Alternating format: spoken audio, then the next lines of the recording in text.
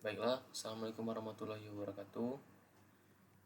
Perkenalkan, nama saya Faturi Mas Muhammad Akbar, kelas TD 18, notar 22011120. Mohon izin Bu, izin menjelaskan mengenai isolasi termal.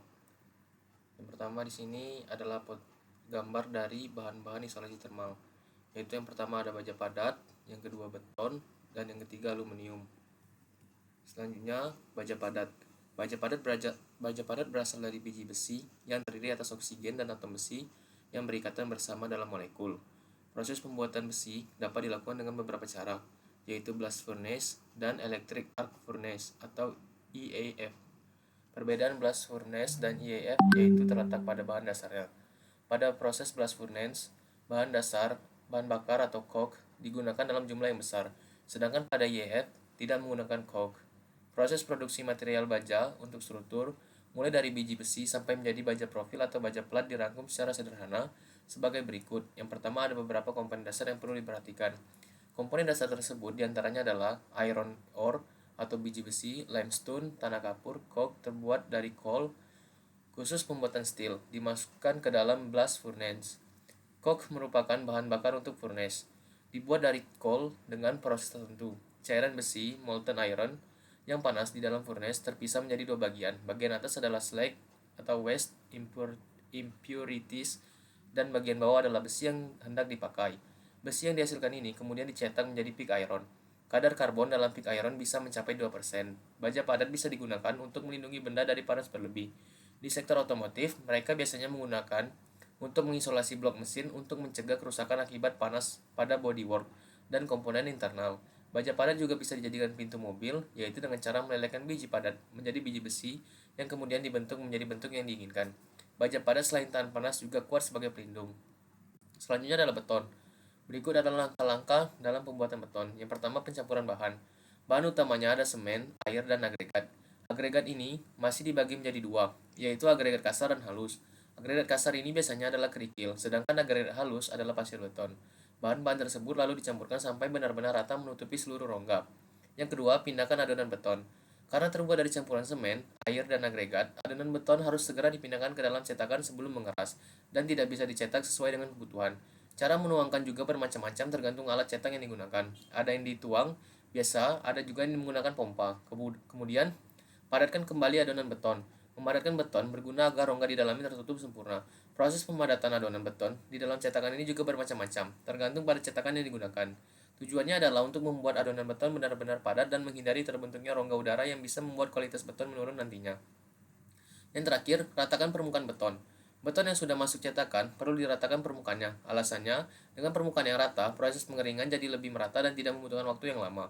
Bahkan ada yang bilang bahwa proses pengeringan ini akan berjalan 75% lebih cepat jika permukaannya sudah rata sepenuhnya. Mengenai alat yang digunakan untuk meratakan jelas berbeda tergantung pada cetakan beton masing-masing. Kemudian, bahan konstruksi beton pada umumnya mempunyai kekuatan untuk menahan tekanan yang tinggi. Tidak heran mengapa bahan konstruksi satu ini kerap menjadi bahan baku pembuatan suatu bangunan seperti jembatan, gedung, sampai bantalan rel kereta api. Pada proses pembuatannya, kekuatan beton menahan tekanan dapat diatur seperti K225, K250, sampai K350. Keunggulan lain beton dibandingkan bahan konstruksi bangunan yang lain adalah awet. Bicara mengenai sifatnya yang angkangnya beton masih menduduki peringkat utama, beton tahan terhadap tekanan, keras seperti batu, serta tidak butuh biaya banyak dalam perawatan. Dua hal inilah yang menyebabkan beton bisa bertahan dalam jangka panjang, yaitu sebabnya banyak bangunan fasilitas-fasilitas umum yang menggunakan beton sebagai bahan utamanya seperti jembatan, gedung bertingkat, rel kereta api, sampai penahan ombak di tepi pantai. Kemudian aluminium. Aluminium adalah sebuah unsur kimia yang memiliki warna keperakan dan mulur. Bahan utama untuk pembuatan aluminium ini adalah biji bauksit yang dapat bertahan dari oksidasi. Aluminium banyak digunakan dalam industri karena dapat menghasilkan berbagai macam benda yang penting bagi perekonomian dunia. Proses pembuatan aluminium yang pertama ada Bayer. Bayer merupakan pemurnian biji bauksit untuk memperoleh aluminium oksida, dan proses Hall-Héroult yaitu peleburan aluminium oksida untuk melepaskan aluminium murni. Proses pembuatan aluminium dengan tahap Bayer yang pertama kali dikerjakan adalah menghancurkan biji bauksit yang kemudian dicampur dengan soda kaustik.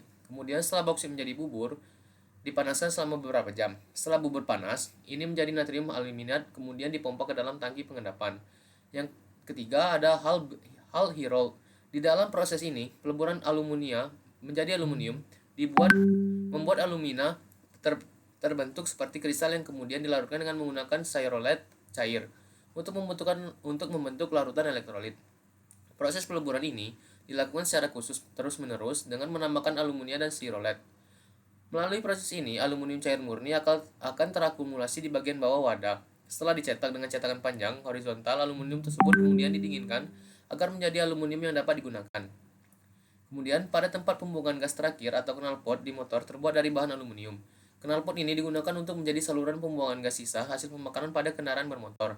Alasan menggunakan aluminium adalah agar meminimalisir panas yang berlebih dan aluminium juga tahan terhadap panas.